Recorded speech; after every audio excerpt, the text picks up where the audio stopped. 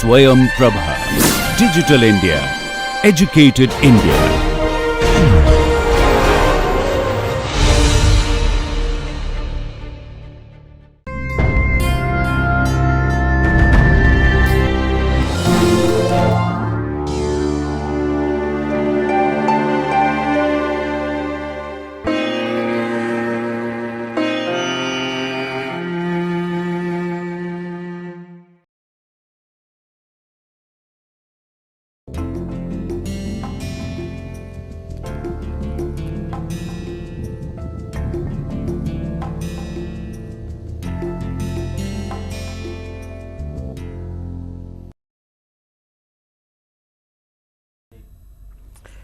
Today we will do some examples concerning the dispersion models. Essentially what we will try to do is to develop the relationship between the sources and its impacts. You will recall that we had done the dispersion modeling, and in the dispersion modeling one of the most popular models that we learned, and we did some examples before, was using the Gaussian plume models. Gaussian models can be applied to a point source like a chimney. It can also be applied to a line source like number of vehicles which are moving on a highway and we want to see its impact. Gaussian model can also be applied to an area source, okay, with a group of small industries are there. So, we can also find out the impact of the emissions from such sources in the ambient air. So, this lecture today is completely devoted to the certain examples that we want to do. Okay, here is a question, and what I would do is that we will read the question very carefully and then we will solve this question right here in the class, and in the process you will see that I have a calculator here with me and I will be doing certain calculations with the help of the calculators, and we will try to write the numbers on the screen. Okay, so let us read the question very carefully. The question is, an air sampling station is located at an azimuth, I will explain you what is the meaning of azimuth, of 203 degrees from a cement plant. At a distance of 1500 meter, the cement plant releases fine particulates, okay, the size of the diameter less than 15 micron diameter at the rate. So, the emission rate has been given to you as 94.5 grams per second from a 30 meter stack. Okay. The stack height is also given, and the question is, what is the contribution from the cement plant to the total suspended particulate concentration at the sampling station when the wind is from 30 degrees and the wind speed is 3 meters per second on a clear day in the late fall at 16 hours. Okay. So, we will try to do this problem, and you will see the Gaussian plume model will be using the Gaussian plume model, and for the convenience I have given the formula already for the Gaussian plume model on the screen, as you can see. You would also recall that, well, Q is the emission rate, okay, and Y is the cross wind direction, H is the effective stack height, sigma z is the dispersion parameter in the z direction, okay, sigma y is the dispersion parameter in the y direction, as you can see here, u is the wind speed, okay, and c is the concentration which is at distance x cross wind distance y, ground level, because z is 0 here you can say, and emission is from height h.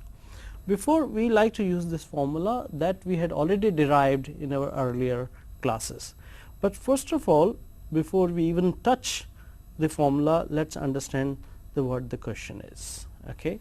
So, question is telling us that there is a source. So, let us draw a source. Suppose this is the cement plant that has a chimney here, and there is a station, okay, sampling station, where at an azimuth of 203 degrees.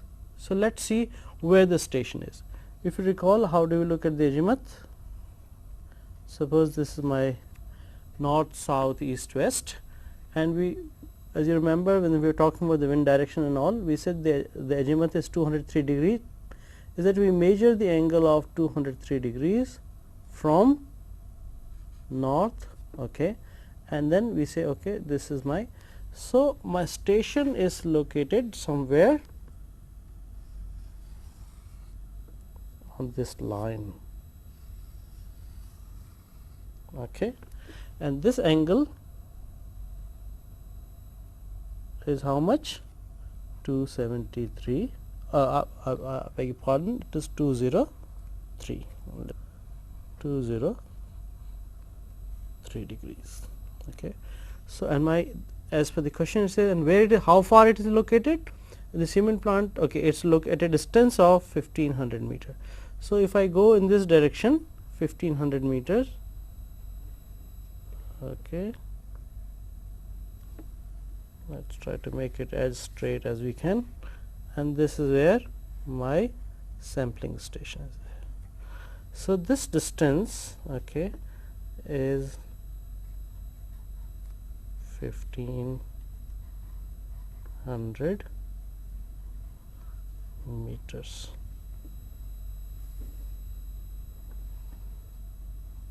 Okay. All right, this is the location of the sampling station.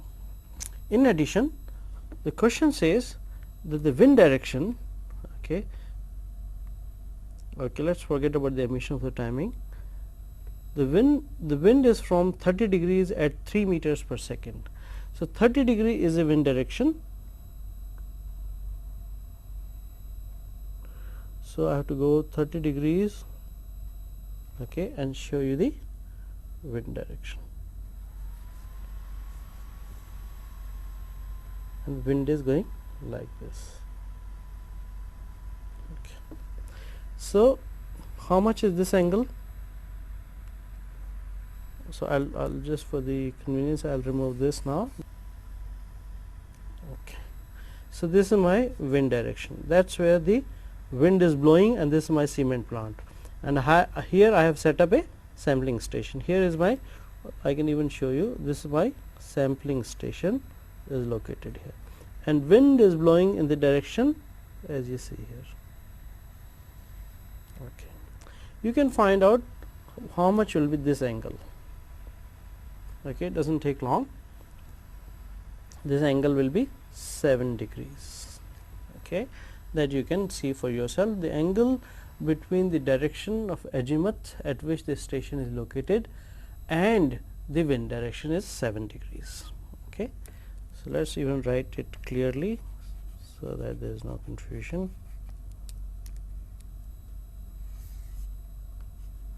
Seven degrees is this angle. Okay. Now, if you recall, okay, in the Gaussian plume model, okay, that is the model you see here. Always remember the direction of the wind is the direction x direction. So, this is my x direction, okay, x direction. Okay. And so, I need to know the distance from here to the corresponding distance, that is the component of this station in this direction. Okay. So, I can draw a perpendicular,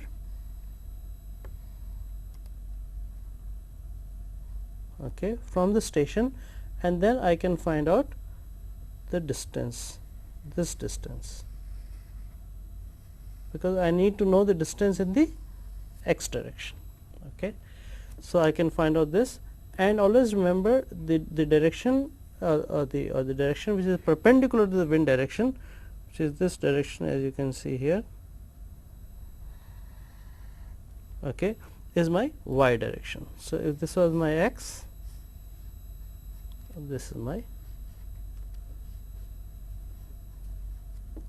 y direction. Okay. Let us make it a little better. Okay. So, now I can find out x equals to, because this is what, this was total distance from here to here, okay, from where, here to here, as I am moving my, was 1500. So, my x equals to, taking the component of this distance to, or taking this component on x direction. So, my x will be 1500 cos 7. So, that comes out to be, if I use the calculator, agreed. Okay. Similarly, I can find out the y component, okay, and call this as y, and my y will be equal to 1500 sine 7 degrees, and that, if I do use the calculator, that came out to be 87 meters. Okay. So, we have find out, see, if the wind direction and the direction at which the station was there, then we didn't have to find out the x and y direction. But since the station was little bit not along the line of wind direction, so we have to find out the x component and y component on the x direction and y component on the y direction. So, we now understand the meaning of azimuth, now we understand the meaning of wind direction. So, now what I will do is, this picture which I have drawn for the clarity, I will rub this picture. Okay. And what is now, what is the objective? Let us say what we need to find out. We need to find out the concentration at x equals to 1489, y equals to 87, z equals to 0 from a chimney, which is my cement plant in this case, located at a height of 30 meters. So, let us write 30 meters. That is what my objective is, that is what I need to find out. Okay. Once we know this, life is simple. What we need to do is to look at the other things in the formula here, that is the Gaussian plume model. So, Q, I need to know the Q. Q is given to me as 94.5 grams per second. Okay. Very good, that information is available to you. Okay. Let us see, we also need, this is pi, okay, so pi is known to us. We also need to know the u, that is my wind speed. What is the wind speed given? 3 meters per second, fine, that is also known to me. Okay, then where is the problem? We also need y, y is also known to me, that is 87 meters. Okay. Do I need the x?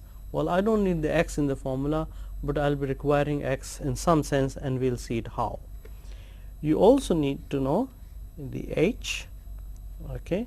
The h is given to me, let us read the question, from a 30 meter stack. So, stack or the chimney height is 30 meters. So, let us write h equals to 30 meters. Okay. What else we need? Okay, I think we almost have everything except sigma y and sigma z, that is not known to us. But if you recall, when we had developed the Gaussian model, okay, you will recall the sigma y and sigma z both are function of downwind distance x and stability, and stability was the indicator of what? Stability was the indicator of atmospheric turbulence. Okay. So, we need to find out sigma y and sigma z, and for that what I need? I need x, okay, which is equal to 1489, and but if you recall, sigma y sigma z is also function of stability. So, I also need to know the stability.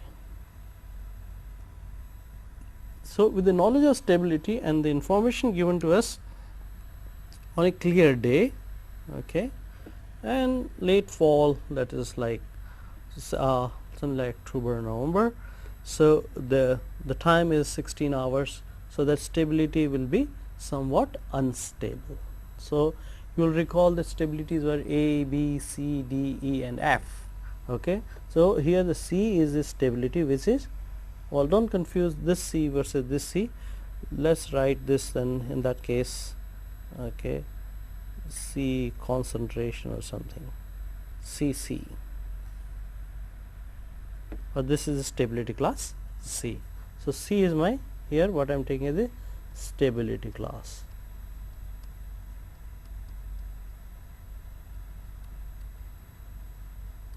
And what I will do is, now I will determine the value or find out the value of sigma y and sigma z as function of two things, x and stability class.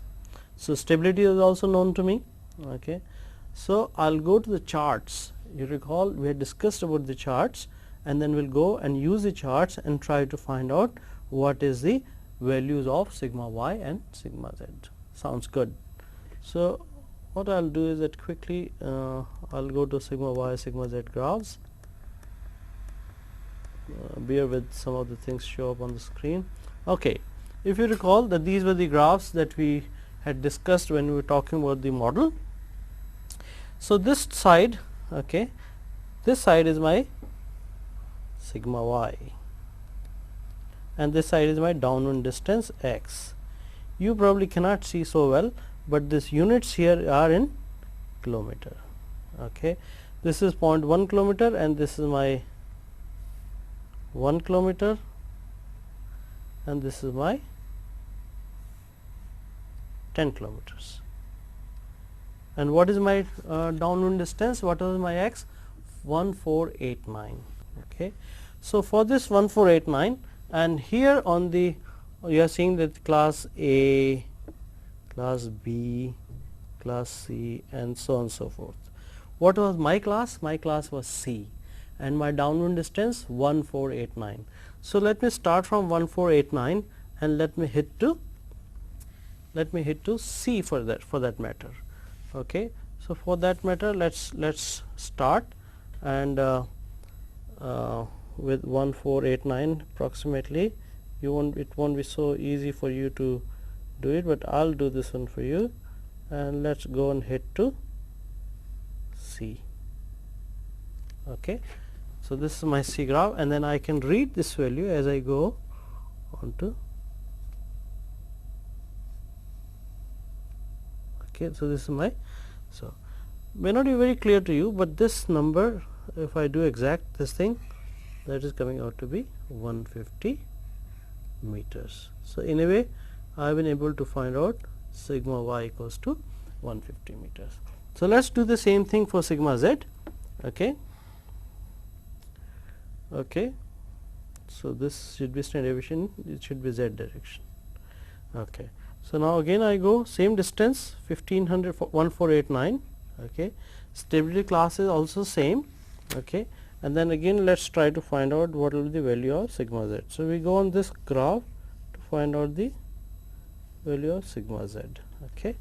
You come here and then you move on to the y axis and you come here, and this is coming, I can write here 87 meters. So, my sigma z is 87 meters. See, so I could find out the value of sigma y and sigma z,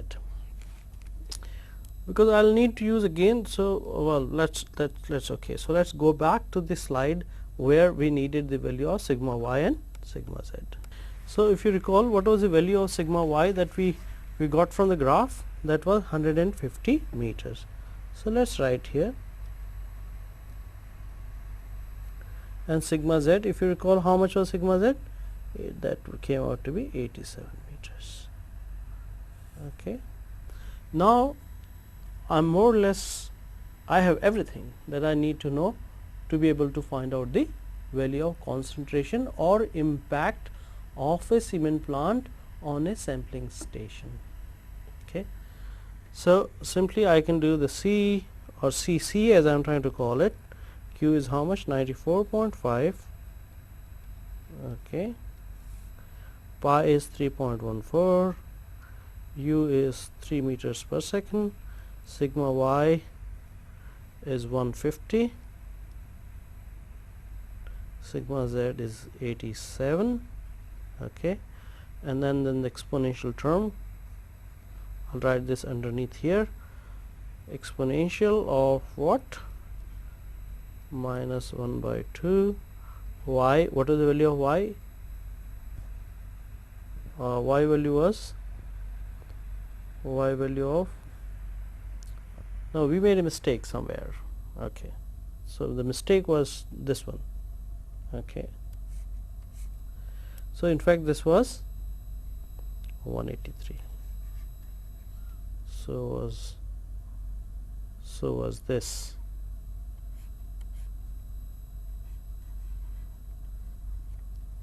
So let's say,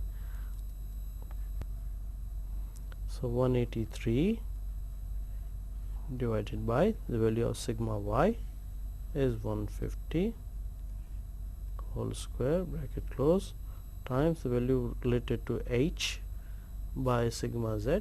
So that is again exponential 1 by 2.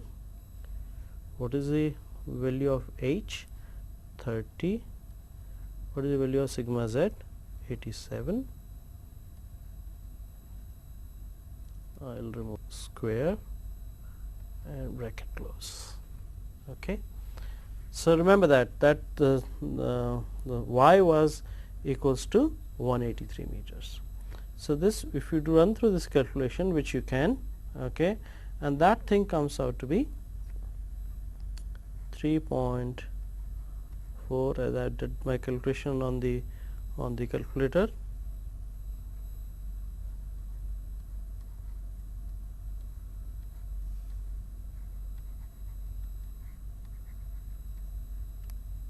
(3.4) into 10 to the power minus 4 grams per meter cube.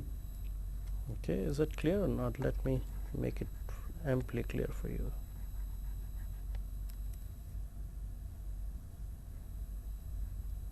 Okay, so this is the concentration that I estimated. So I have answered the question that asked me if there was a station which was located at the azimuth of 203 degrees from a cement plant at a distance of 1500 meter, and the wind direction and the direction in which the station existed was not coinciding. So I had to find out the angle between the direction of the location of the station to the direction of the wind. That came out to be 7 degrees. Then I found out the x component and the y component, okay, and this is 183, 1489, and then I write down whatever things available to me. Sigma y and sigma z I said was a function of the downwind distance x, that was 1489, and also the stability, and stability we estimated as class C, and we use the graphs to find out the value of sigma y and sigma z. Once the value of sigma y and sigma z was known to me, final concentration was calculated using the model in which everything was known to me. Okay. So if that is clear, we will go and do the next example. This example is a little well, I will not call it difficult, but it will require some understanding of the problem. Okay, the problem reads like this: a dispersion study is being made over a relatively open terrain with fluorescent particles. Okay, we are trying to do some measurement of the fluorescent particles whose size yields 1.8 into 10 to the power 10 particles per gram of tracer. Okay. See, well, let me also give you a little background. The tracer studies. What are the tracer studies? See here, what we do is, normally if we have a source, okay, suppose this is emitting SO2, and you want to see its impact somewhere here. How much is the contribution? Or for example, this is a refinery, and this is some important building, or well, let's say Taj Mahal, for example. It's just an example that I am giving you for the explanation. So what happens, I want to find the exclusive impact of SO2 from the refinery to Taj Mahal, but I cannot do it because there are many other small sources that also can contribute SO2 to Taj Mahal. So when I am doing the measurement is a mixture of SO2 that has come from many places. but here I want to find out only the contribution, let us say, from a refinery. So, what I can do in refinery, along with SO2, I can put some tracer, okay, and that tracer will be emitted only by the refinery, because I am mixing the tracer and there will be no contribution of the tracer that will be coming from any other source. So, then if I am looking at the tracer now, there is no question of other sources contributing to the tracer, okay, and what I am measuring here is the tracer, and this tracer compound, whatever that may be, generally that compound is, okay, or whatever that could be, like the studies on what tracer should be there, that also is interesting thing. But here we are trying to look at the what will be the impact of the tracer. So, that is the background of the tracer. So, let us take this one out. So, we are actually, what the question is about, actually we are planning a tracer study, and in that tracer study we are saying how much is the tracer quantity that we need to put in the system, okay, and that should be emitted out.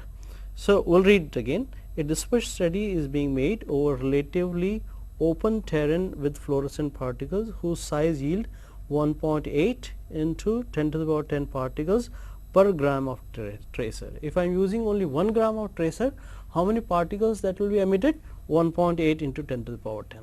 Okay. Sampling is by membrane filter, through which 9 into 10 to the power minus 3 meter cube of air is drawn each minute. Okay. A study involves 1 hour release, okay, 1 hour release of what? 1 hour release of tracer, which can be considered from the ground level. Okay. If I am considering the ground level, it means my H is 0. Okay. Is to take place during the conditions forecast to be slightly unstable. You recall, if slightly unstable means the class is stability C. Okay. With a wind speed of 5 meters per second, it is desirable to obtain a particle count of at least 20. So, wherever I am doing the sampling, in order to get a good tracer amount on my filter paper, I must ensure at least 20 particles are captured at the sampling site. 20 particles upon membrane filter located at a ground level 2 km from the plume central line on the sampling are 8 km from the source. What should be the total release be in grams for this run or for this study? So, what we are trying to say here is there is a source where we are releasing the tracer, okay, and we are doing the measurement here. This distance is 8 kilometers and located ground at 2 kilometers from the plume central line. Then this is my plume and this is my 2 kilometers. Okay. All right. If that is the case, I have to find out the total quantity that I need to release. Okay. So, we will remove this for the time being and try to write the model once again. C was equal to Q quantity, or the emission rate was pi U sigma y sigma z, okay, exponential minus 1 by 2 y by sigma y square, and there will be no h term because h is equal to 0. Because why h equal to 0? Because the source is at the ground level. Okay. So, this is the formula that we need to use. Okay. Let us be a little bit careful about the units here. The C is in, let us say C, whatever units you want to take, okay, you want to take in something like grams per meter cube,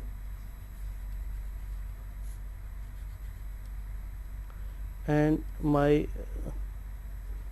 Q is in grams per second, pi is unitless, U is meters per second, sigma y is meters, and sigma z is again meters. Okay, and then same, this is will be unitless thing. Okay, and you see, does it make sense dimensionally? Yes, it does. Okay, so if I say the quantity that I am releasing, okay, is for the 60 minutes. So here the I can see this, I can write this in place of q, I can write here qt, okay, and then for like it was for 1 hour. All right, so what I can do is I can take this unit seconds on this side, and I can write this as grams per meter cube second. So basically this q, I can write this as q2, which is exactly the mass that I need to emit, okay, and rest of the things can be simply the same. Okay, so I need to find out this quantity. Okay, all right, I need to hear grams. Okay, I need the unit grams per second per meter cube was my qt, so only the mass, that's a gram. Okay, u sigma y sigma z, and let's not forget about the pi, and exponential minus 1 by 2 y square upon sigma y square, or something like this. So this one is, this is what I need to find out. The condition given to me is that I need to capture 20 particles, okay, as per the questions. So what will be the mass of 20 particles? Okay, if you recall from the question, 1.8 to 10 to the power 10 particles are released when the mass is 1 gram. Let's do from the basic principle. So if the particle is 1, then mass is 1 by 1.8 into 10 to the power 10 grams, and I want to capture 20 particles. So how much is the mass that I'll capture on the filter paper? 1.8 into 10 to the power 10 times 20. So that is the mass that I want to capture on my filter paper. Okay, but here I want the units to be grams per second per meter cube. So this grams, okay, that is my 20, 1.8 to 10 to the power 10. If I divide this by the flow rate of my sampler, let's go back and we can see that what is the flow rate at the sampler. Okay, where is the flow rate? The filter through which 9 into 10 to the power 10 to the minus a meter cube air is drawn each minute. Okay, so let's go up and 9 into 10 to the power minus 3. So this is my 9 into 10 to the power minus 3. Okay, units will be my minutes per meter cube. Okay, this I can convert into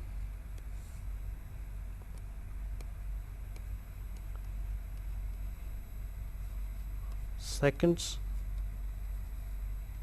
For seconds I need to multiply by 60, and now finally overall the units I am getting is grams second per meter cube. And I did this calculation, and you can also check such a calculation as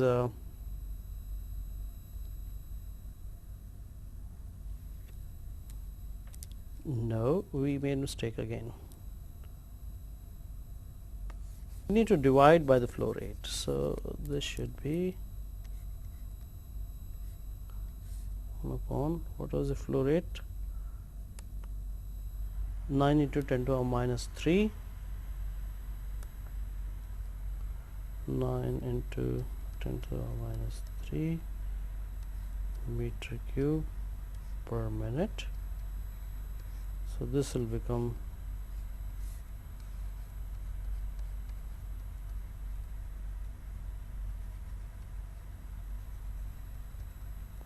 unit per meter cube, and this will become 21.8 10 to the power 10 minutes. We can convert into the seconds.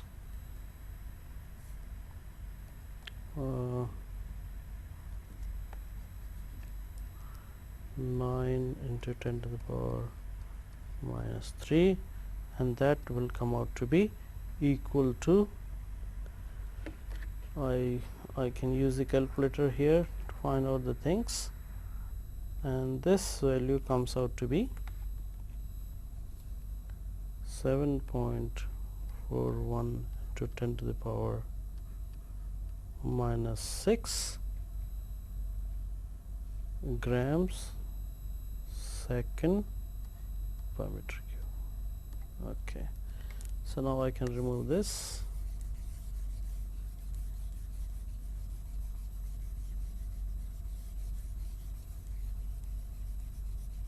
Okay, and then I can write here 7.41 10 to the power minus 6 grams second per meter cube.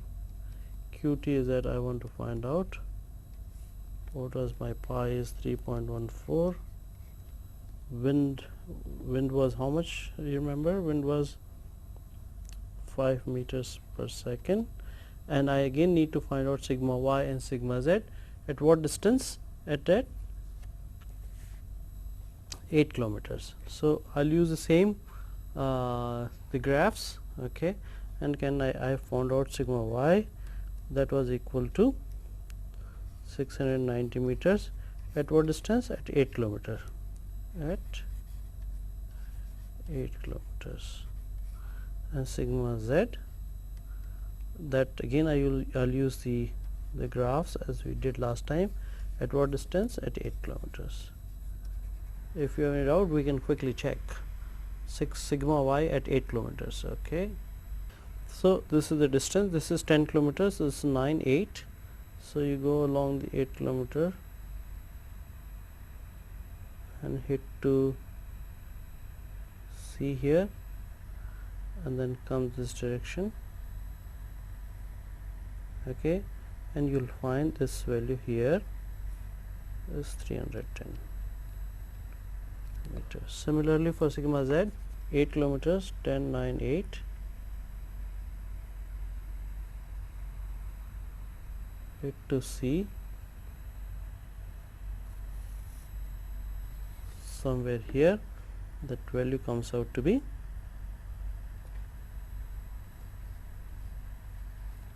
this, actually I'm sorry, this came out to be 690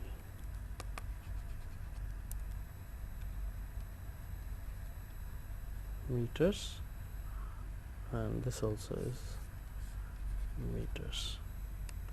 Okay, so we have sigma y as 690 and sigma z equals to 310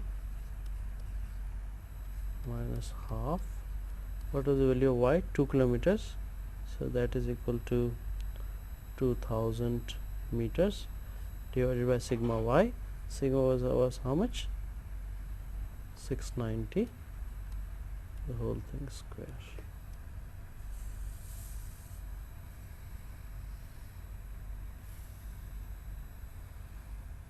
Okay, solving for qt, okay, that came out to be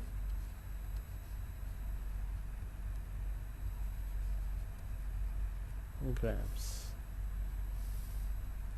Okay, so this is what is, the answer to the question is that we should put so much grams of the tracer in the process so that it will be emitted, and once we are capturing it at a distance of